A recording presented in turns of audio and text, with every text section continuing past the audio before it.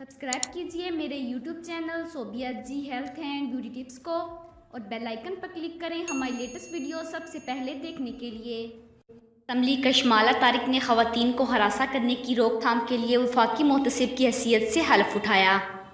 ایوان صدر میں منعقدہ تقریب میں کشمالہ طارق نے مقام کار پر خواتین کو ہراساں کرنے کی روک تھام کے لیے وفاقی محتسب کا حلف اٹھایا۔ یاد رہے کہ کشمالہ طارق 2002 سے 2013 تک خواتین کے لیے مخصوص نشستوں پر رکن اسمبلی رہی ہیں۔ ویکیپیڈیا سورسز کے مطابق وہ قانون کے شعبے سے وابستہ ہیں۔